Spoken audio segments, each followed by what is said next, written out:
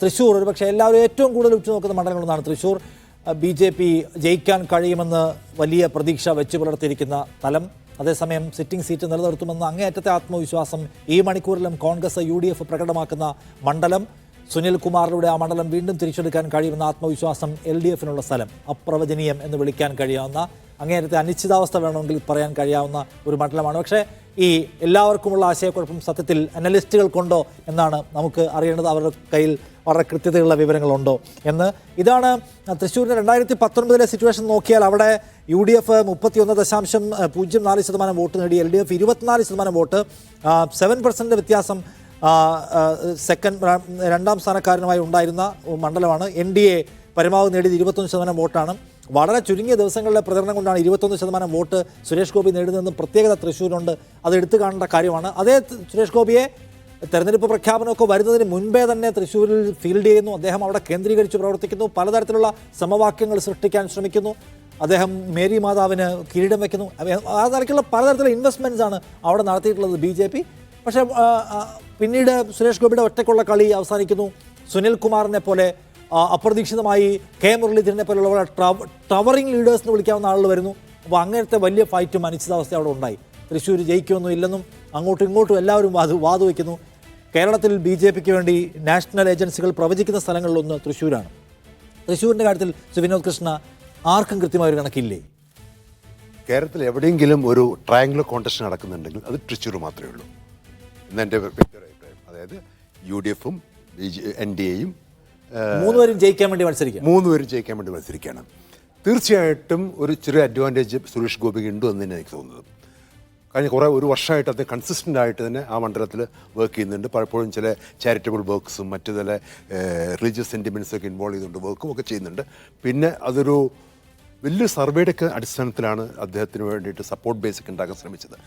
Prime minister 2 തവണ വരുന്നു, അദ്ദേഹത്തിന് വേണ്ടി ക്യാമ്പയിൻ ചെയ്യുന്നു. അപ്പോൾ തീർച്ചയായിട്ടും അതിനൊരു അഡ്വാൻറ്റേജ് തീർച്ചയായിട്ടും ഉണ്ട്. പിന്നെ അവിടുത്തെ ചില ലോക്കൽ ഇഷ്യൂസ് ടേക്ക് അപ്പ് ചെയ്യാനും അദ്ദേഹത്തിന് കഴിഞ്ഞിട്ടുണ്ട്. അദ്ദേഹത്തിന് അവിടുത്തെ ബാങ്കുമായി ബന്ധപ്പെട്ട ചില ഇതൊക്കെ തന്നെ. സ്ത്രീകൾക്കിടയിലും അദ്ദേഹത്തിന് പോപ്പുലാരിറ്റി ഉണ്ട്. ഏതാണ്ടൊരു അൺപ്രഡിക്റ്റബിൾ സിറ്റുവേഷനാണുള്ളത്. 3 പേരും ഗംഭീര കാൻഡിഡേറ്റ്സാണ്.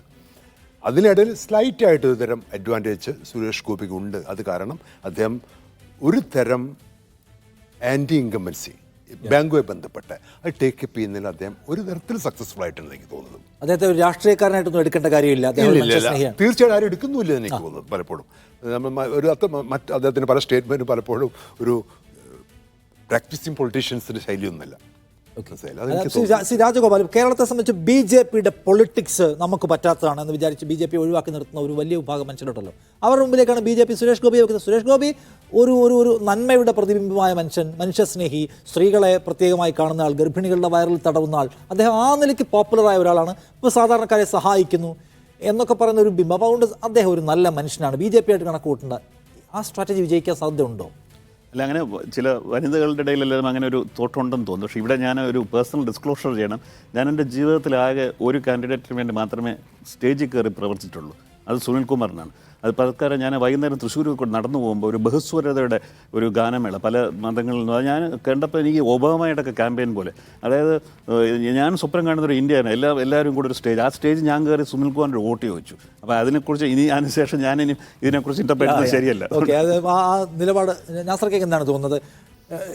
കണക്കുകൾ എടുത്തു വെച്ചാൽ വേറെ എന്തെങ്കിലും കാണാനുണ്ടോ? കണക്കുകൾ എടുത്തു വെച്ചാൽ കാണാനുള്ളത് ഇപ്പോൾ നമ്മുടെ BJPയുടെ വിഷ്ണു ഉള്ളത് കൊണ്ട് ഇപ്പോൾ ഈ അവസാന നിമിഷത്തിലെങ്കിലും വിഷ്ണു സത്യസന്ധമായിട്ട് പറയുമെങ്കിൽ, പിന്നെ നേരത്തെ വിനോദ് കൃഷ്ണനോട് ചോദിച്ച ചോദ്യം ഇപ്പോൾ കിട്ടാൻ സാധ്യതയുള്ളൊരു സമയമാണ്. വിനോദ് കൃഷ്ണനോട് ചോദിച്ചല്ലോ, കൃത്യമായ കണക്കാരുടെയെങ്കിലും കൈവശം ഉണ്ടോ? എനിക്കറിയുന്നിടത്തോളം BJPക്കാരുടെ കൈവശം കൃത്യമായ കണക്കുണ്ട്. അവരുടെ സ്ഥാനാർത്ഥി ജയിക്കുമെന്ന് സ്ഥാപിക്കുന്ന കണക്ക് BJPയുടെ കൈവശമുണ്ട്. പക്ഷേ ആ കണക്കനുസരിച്ച് 7000 വോട്ടിൻ്റെ ഭൂരിപക്ഷം മാത്രമാണ് അവരുടെ കൈവശം ഉള്ളത്. 7000 വോട്ടാണ് അവരും സുനിൽ കുമാറും തമ്മിലുള്ള ഡിഫറൻസ്.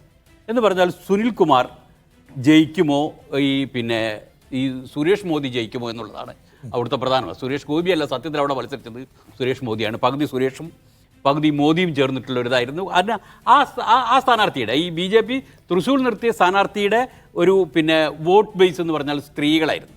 അറിയാലോ, നരേന്ദ്രമോദി അവിടെ വന്ന് തന്നെ നാരി ശക്തി എന്ന് പറഞ്ഞ പരിപാടി നടത്താനാണ്. പിന്നെ ആകെ മൊത്തം സ്ത്രീകൾക്ക് പിന്നെ ഇഷ്ടപ്പെട്ട സ്ഥാനാർത്ഥി എന്നുള്ള പക്ഷേ വോട്ടർമാർക്ക് ഇഷ്ടപ്പെട്ട സ്ഥാനാർത്ഥി എന്ന് പറഞ്ഞിട്ടല്ല ഇദ്ദേഹത്തെ അവതരിപ്പിച്ചത്. സ്ത്രീകൾക്ക് ഇഷ്ടപ്പെട്ട സ്ഥാനാർത്ഥി നൽകുക. മാതാവിനാണ് പിന്നെ ഈ കിരീടം വെച്ച് കൊടുത്ത പോലും.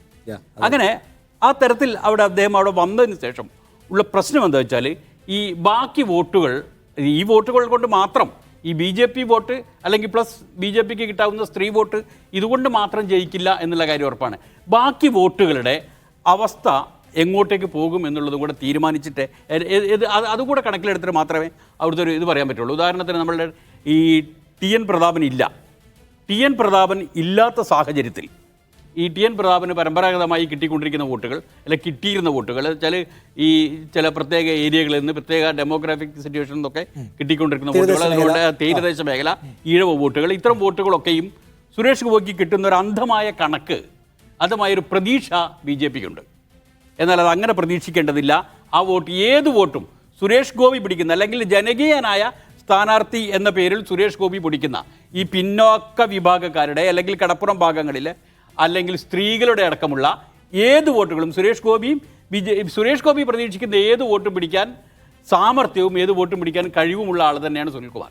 അതുകൊണ്ട് അവിടെ മത്സരം സുനിൽകുമാറും ആയിട്ട് തന്നെയാണ് വളരെ പ്രധാനമായിട്ട് നടക്കുന്നത്. പ്രവചിക്കാൻ കഴിയാത്ത അവസ്ഥ ഉണ്ട്. പ്രവചിക്കാൻ കഴിയാത്ത അവസ്ഥയുണ്ട് എന്ന് മാത്രമല്ല, ഈ തെക്കുന്ന് ഇങ്ങോട്ടായതുകൊണ്ട് LDFിൻ്റെ അവസാനത്തെ സാധ്യതാ സീറ്റാണത് എന്നുകൂടെ ഞാൻ പറയാം. അല്ല വിഷ്ണു, നിങ്ങളുടെ കോൺക്രീറ്റ് ആയ ഒരു കണക്കുണ്ടോ എന്നാണ് ചോദിക്കുന്നത്. എത്ര വോട്ടിന് നിങ്ങൾ അവിടെ വിജയിക്കാൻ പോകുന്നതിനെ കുറിച്ച്? അല്ല, ഞങ്ങൾ പറഞ്ഞല്ലോ, ഞങ്ങൾ കേരളത്തിൽ ഏറ്റവും കൂടുതൽ ഭൂരിപക്ഷത്തിൽ ജയിക്കുന്ന സീറ്റാണ് തൃശ്ശൂർ എന്നുള്ള കാര്യത്തിൽ യാതൊരു സംശയവുമില്ല. കേരളത്തിൽ പ്രധാനമന്ത്രി നേരിട്ടെത്തി പ്രചരണം നയിച്ചൊരു മണ്ഡലമാണ്. ഇവിടെ വിജയത്തിൽ വലിയ പങ്ക് പ്രധാനമന്ത്രി നരേന്ദ്രമോദിക്കുണ്ട്. ഇത് വലിയൊരു വിജയതിലകമായിരിക്കും ഭാരതീയ ജനതാ പാർട്ടിക്ക് തൃശ്ശൂരിലൂടെ നേടുന്നു എന്നുള്ള കാര്യത്തിൽ ഒരു സംശയവുമില്ല. കാരണം കഴിഞ്ഞ തവണ TN പ്രതാപൻ ഏതാണ്ട് 1,00,000 വോട്ടിനെടുത്ത്, അതായത് 90,000 വോട്ടിന് ജയിച്ചിടത്തു നിന്ന് അദ്ദേഹത്തെ മാറ്റിയാണ് K മുരളീധരനെ സ്ഥാനാർത്ഥിയെ കൊണ്ടുവന്നത്. കാരണം സുരേഷ് ഗോപി വന്നതോടുകൂടി ചിത്രത്തിൻ്റെ അന്തരീക്ഷം, മത്സരത്തിൻ്റെ അന്തരീക്ഷം പൂർണ്ണമായി മാറിപ്പോയി. അതുകൊണ്ടാണ് TN പ്രതാപിനെ സൈഡ് ലൈൻ ചെയ്തിട്ട് K മുരളീധരനെ പെട്ടെന്ന് അവതരിപ്പിച്ചത് എന്നുള്ള കാര്യം നമുക്ക് എല്ലാവർക്കും അറിയാം. പക്ഷേ K മുരളീധരനും കോൺഗ്രസിനെ രക്ഷിക്കാൻ കഴിയില്ല. കാരണം കഴിഞ്ഞ തെരഞ്ഞെടുപ്പിലേക്കാൾ 17% വോട്ടാണ് സുരേഷ് ഗോപി കഴിഞ്ഞ 2014 19 വർദ്ധിപ്പിച്ചത് എന്നുള്ള കാര്യം കേരളത്തിൽ ഇരു മുന്നണികളുടെയും ചങ്കിടിപ്പ് തന്നെയാണ്. അതുകൊണ്ട് തന്നെയാണ് പരമാവധി പറ്റുന്ന സാഹചര്യം അവരവർക്ക് ഓരോ മുന്നണിക്കും ഇറക്കാൻ പറ്റുന്ന അവരുടെ കാഴ്ചയിൽ മികച്ചതെന്ന് തോന്നുന്നവരെ അവർ മത്സരത്തിലേക്ക് ഇറക്കി. എന്തായാലും ശക്തമായ ത്രികോണ മത്സരം തന്നെയാണ്. അതിലൊന്നും ഞങ്ങൾക്ക് യാതൊരു അഭിപ്രായ വ്യത്യാസവുമില്ല. പക്ഷേ എല്ലാ പ്രതിബന്ധങ്ങളെയും അവസാനിപ്പിച്ച് ക്രോസ് വോട്ടുകളെയൊക്കെ തകർപ്പണമാക്കിക്കൊണ്ട് സുരേഷ് ഗോപി വലിയ ഭൂരിപക്ഷത്തിൽ കേരളത്തിൽ BJP ഏറ്റവും അധികം ഭൂരിപക്ഷം ജയിക്കാൻ പോകുന്ന മണ്ഡലം അതാണ് എന്നാണ്. അല്ല, ശ്രീ അനിൽ അക്കര, താങ്കളുടെ ജില്ല കൂടിയാണ്. അവിടെ നോക്കൂ, K മുരളീധരൻ പറഞ്ഞ 2ാം സ്ഥാനത്ത് സുരേഷ് ഗോപി വന്ന അതിൻ്റെ ഉത്തരവാദിത്വം CPM-നായിരിക്കും. എന്ന് വെച്ചാൽ സുരേഷ് ഗോപി ഒരു ബെറ്റർ പെർഫോമർ ആവാനുള്ള സാധ്യത തള്ളിക്കളയുന്നില്ല K മുരളീധരൻ. എന്ന് വെച്ചാൽ സുരേഷ് ഗോപി അവിടെ 3ാം സ്ഥാനത്തിന് വേണ്ടി മത്സരിക്കുന്ന ആളല്ല, തോൽക്കാൻ മത്സരിക്കുന്ന ആളല്ല എന്ന് നിങ്ങൾക്ക് ഉറപ്പുണ്ട്. എല്ലാവർക്കും ഉണ്ടോ ഈ ക്ലാരിറ്റി പ്രശ്നം, ശ്രീ അനിൽ അക്കര? അല്ല, ഈ ചർച്ചയിലെ ഏറ്റവും രസകരവും തമാശയുമായി തോന്നിയതാണ്. ഞാൻ ആ തൃശ്ശൂർ പറഞ്ഞല്ലോ, തൃശ്ശൂർ നിയോജകമണ്ഡലത്തിൻ്റെ ചുമതലയുണ്ടായിരുന്ന പാർട്ടിയുടെ ചുമതലയുണ്ടായിരുന്ന പ്രവർത്തകനാണ്. കഴിഞ്ഞ 1.5 വർഷമായി ഞാൻ തൃശ്ശൂർ നിയോജകമണ്ഡലം കേന്ദ്രീകരിച്ചാണ് പ്രവർത്തിക്കുന്നത്. എൻ്റെ കയ്യിൽ കൃത്യമായ കണക്കുണ്ട്. സുരേഷ് ഗോപി 3.25 ലക്ഷത്തിനേക്കാൾ ഒരു വോട്ട് കൂടുതൽ പിടിക്കില്ല. അത് അനിലക്കര എന്ന് പറയുന്ന കോൺഗ്രസിലെ ഒരു രാഷ്ട്രീയ പ്രവർത്തകൻ്റെ ഉറപ്പാണ്. ഒരു തർക്കവും ആ കാര്യത്തിലില്ല. 3,25,000 കൂടുതൽ ഒരു വോട്ട് പിടിക്കില്ല. ഞാൻ ആ നിയോജകമണ്ഡലത്തിലെ 14 ദിവസം തുടർച്ചയായി ശ്രീ TN പ്രതാപൻ്റെ കൂടെ ആ പദയാത്രയിൽ പങ്കെടുത്തതിന് നേതൃത്വം കൊടുക്കാൻ കോർഡിനേഷനായ ചുമതലയിൽ പ്രവർത്തിച്ച ഒരാളാണ്. ഈ തെരഞ്ഞെടുപ്പിന്റെ കോർഡിനേറ്ററായി പ്രവർത്തിച്ച ഒരാളാണ്.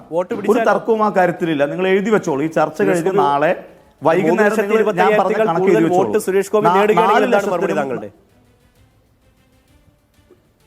അല്ല, പിടിക്കില്ലെന്ന് ചർച്ചയാണല്ലോ. നിങ്ങൾ എഴുതി വെച്ചോ, നാളെ നമുക്ക് വീണ്ടും കാണാലോ. 3,25,000 ഒരു വോട്ട് കൂടുതൽ സുരേഷ് ഗോപി പിടിക്കില്ല. അവിടെ സുനിൽകുമാറിന് കിട്ടാൻ പോകുന്നത് 3,60,000 വോട്ടാണ്.